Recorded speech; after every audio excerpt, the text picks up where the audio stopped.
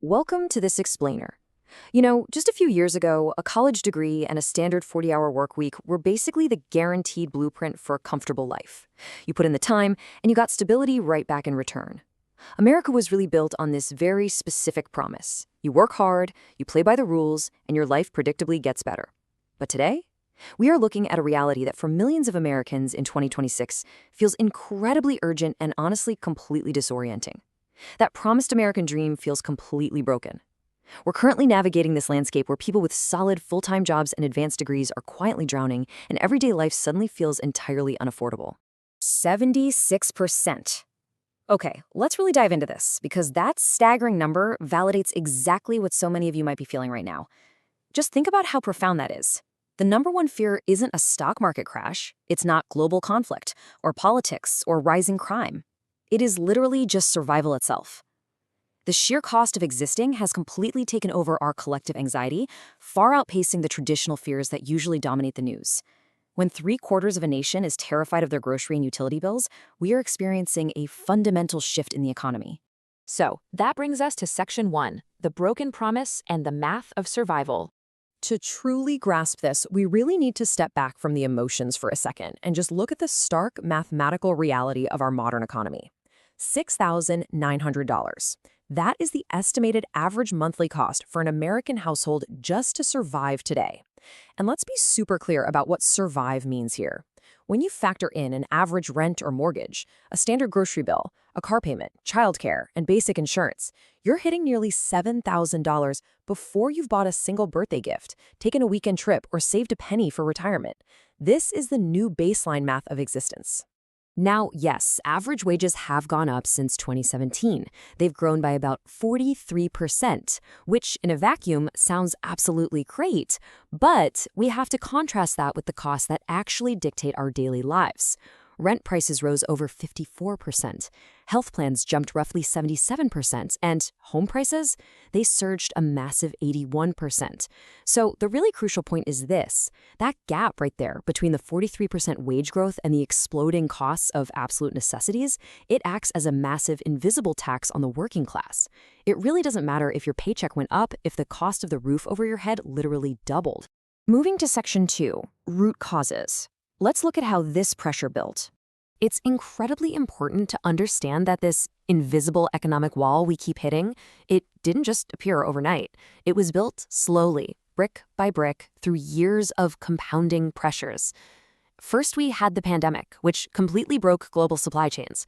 Factories closed, ports backed up, and suddenly we had a massive scarcity of basic goods. At the exact same time, governments worldwide injected trillions in stimulus to keep economies afloat.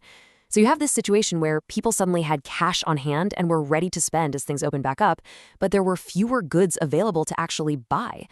That exploding demand chasing limited supply acts like rocket fuel for inflation. Combine that with geopolitical instability, wars, and energy shocks that drove oil and transportation costs through the roof. Every single one of these global events stacked right on top of each other, pushing the price of every essential product higher. Now let's talk about housing, which is perhaps the defining financial pressure of modern America. To understand the housing collapse, we really need to know this term, cost-burdened. This is when over 30% of a household's income just vanishes simply to pay rent and keep a roof overhead. Today, nearly half of all renters fall into this devastating category. Median home prices are now 5 times the median household income. Because of this, the median age of a first-time homebuyer is now 40 years old. 40! That is a shocking delay in what used to be a fundamental stepping stone of early adulthood. But there's another layer here beyond just the strict math, and that's the psychological layer. 65% of Americans now believe a traditional middle-class lifestyle is completely out of reach. We live in a culture that constantly pushes consumerism and this image of effortless success. Think about the highlight reel effect of social media. You're sitting at your kitchen table stressing over a $100 increase in your utility bill, and you open your phone to see influencers doing $50,000 home renovations. This constant cognitive dissonance makes people feel completely financially behind, even when they are working harder and producing more than any generation before them. All right, Section 3, the debt and hustle trap, funding survival. We've seen the impossible math, so how are ordinary Americans practically managing to survive these numbers? Well, the answer is pretty sobering. $1.25 trillion. That is the immense, heavy figure representing America's total credit card debt right now. And here's the absolutely crucial takeaway from this explainer. This isn't luxury spending. People aren't racking up this historic debt on first-class flights or designer shoes. This is what we call survival debt.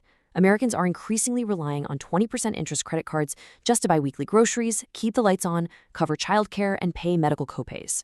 The truly brutal reality here is that 40% of adults cannot fully pay off their balances each month. They are trapped by average interest rates sitting right around 21.5%. When you actually do the math, a person carrying the average balance and making only the minimum payments could spend more than 14 years trying to escape that debt. 14 years. Just pause and let that sink in. Imagine the crushing psychology of waking up and going to work every single day, knowing the math is quietly working against you while you sleep. We've completely transitioned from the traditional economy, where one solid full-time job provided stability and a clear path forward, to the side hustle economy, where multiple gigs are basically required just for baseline survival.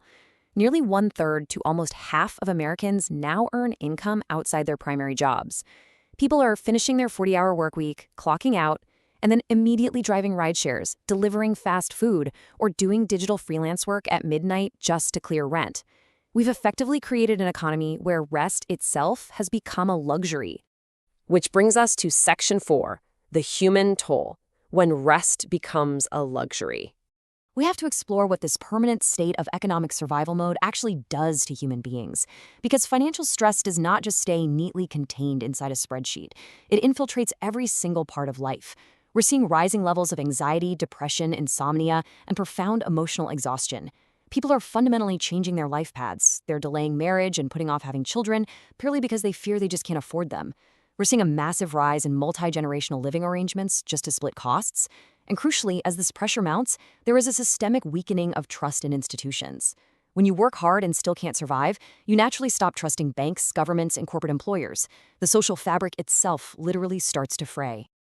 Let's picture a married couple in Ohio. Both work full-time.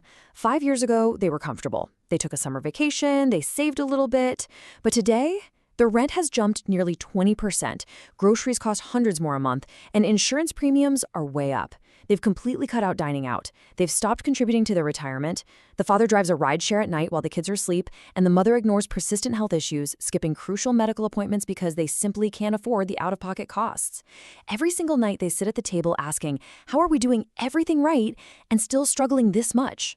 Or consider the young professional. Think of a 31-year-old who did exactly what society asked of them. They got the college degree, they landed a respectable remote job, but because home prices and rent have completely decoupled from median wages, financial independence is mathematically impossible for them. They're forced to live back in their childhood bedroom at 31.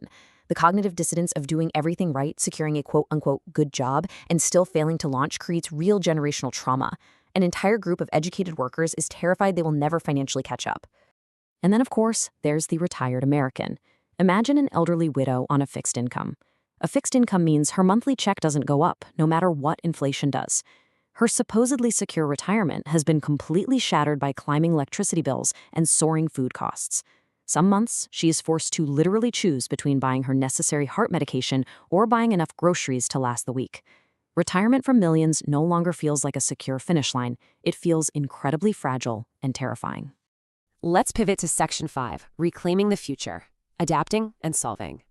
As heavy as this emotional toll is, the American people are incredibly resilient. Let's see how this builds into actionable strategies, because individuals are fiercely adapting to reclaim control. They're aggressively budgeting, meal prepping, and entirely eliminating impulse spending. They're actively embracing multi-generational living as a strength instead of suffering alone. People are learning new digital skills to build secondary incomes right from their living rooms. And fundamentally, they are rejecting the social media pressure to constantly project wealth. Because true financial freedom and immense mental relief often begins the exact moment that online comparison ends.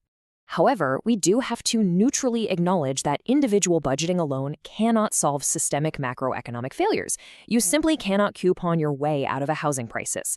America also needs structural national solutions to act as a pressure valve for the middle class. This includes a massive expansion of affordable housing to bring supply back in line with demand. It requires meaningful wage growth so full-time work actually covers standard living costs. We need healthcare reform that makes mental and physical care accessible without the threat of bankruptcy, alongside robust financial education initiatives. No society remains healthy when full-time workers cannot afford basic stability. If you take nothing else away from this explainer, please remember this. Millions of people are not failing. They are adapting to systems under enormous strain. You are not failing. You are not alone in this fight.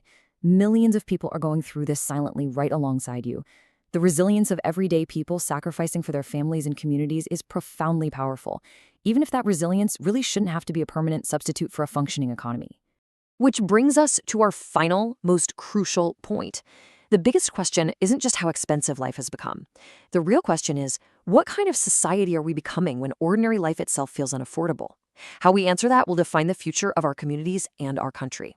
If this explainer resonated with you, go down to the comments right now and share your survival story. What has changed most for you? Share this explainer so others know they aren't alone. Thanks for joining me on this deep dive into our modern economy.